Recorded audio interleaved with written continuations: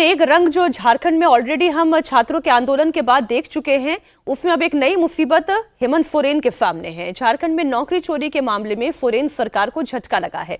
High court ने सोरेन सरकार की परीक्षाओं को रद्द करने वाले फैसले पर अंतरिम रोक लगा दी है। उधर ये मामला सुप्रीम कोर्ट गया। सुप्रीम कोर्ट में दायर याचिका के मामले में सीबीआई जांच की बात कही गई।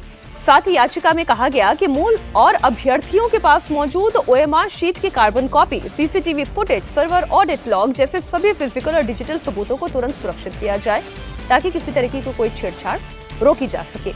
इससे पहले गुरुवार को रांची हाईकोर्ट ने सोरेन सरकार के उस फैसले पर रोक लगा दी जिसमें 11वीं से 13वीं तक की जेपीएससी परीक्षा को रद्द कर दिया गया था।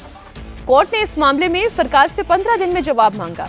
वहीं हाईकोर्ट से रोक लगने के बाद 1 महीने से आंदोलन कर रहे छात्रों का कहना है कि सरकार ने उनके साथ धोखा किया। छात्र इसका जवाब देंगे।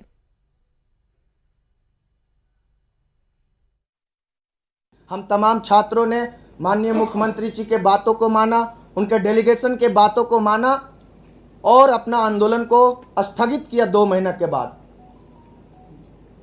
ये सोच के कि सरकार का मंशा छात्रों के साथ है। झारखंड सरकार की मंशा छात्रों के साथ है, गठबंधन सरकार की मंशा छात्रों के साथ है। लेकिन आज जो भी कुछ कोर्ट में हम लोगों ने देखने का काम किया, इससे यही पता चला कि सरकार जो है सो झारखंड के लाखों छात्रों के साथ छल किया है। सरकार जो है सो झारखंड के लाखों छात्रों को धोखा देने का काम किया है। आप एग्जाम नहीं रद्द कर रहे थे, वहां तक ठीक था। आप सीबीआई जांच नहीं कर रहे थे, वहां तक ठीक था। लेकिन अगर छात्रों के साथ ये जो धोखा किए हैं, एक नया लड़ाई अब शुरू कर दी हम तमाम छात्रों के साथ। इसका जवाब हम तमाम छात्र आपको देंगे।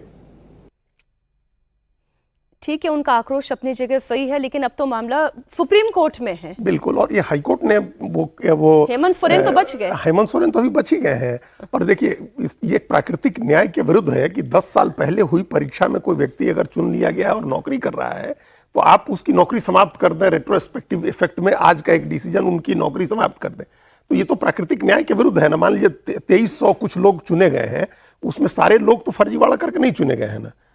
उसमें प्रोपोर्शन आप देखिए, जो ईमानदारी से परीक्षा देकर के चुना गया है, पास ज्यादातर लोग होंगे जो ईमानदारी से परीक्षा देकर के पास हुए हैं, नौकरी कर रहे हैं, उनकी नौकरी चली जाए, ये कैसे हो सकता है? ये तो नहीं होगा ना। गड़बड़ी दूर होनी चाहिए। नीट की परीक्षा का मामला बिल्कुल दूसरा था। वहां परीक्षा हुई थी, पेपर 3 मई को परीक्षा हुई, 7 मई को पेपर लीक की खबर आ गई, परीक्षा आपने कैंसिल कर दी। और वो तो इमीडिएट उस परीक्षा का था, पीछे जाके थोड़ी ना परीक्षा। ठीक बात है। और 2024 की परीक्षा में भी आप देखिए, उसमें सुप्रीम कोर्ट ने कहा, स्पष्ट रूप से कहा कि जिन सेंटर्स की गड़बड़ी पकड़ी गई है वहां का एग्जाम कैंसिल होगा।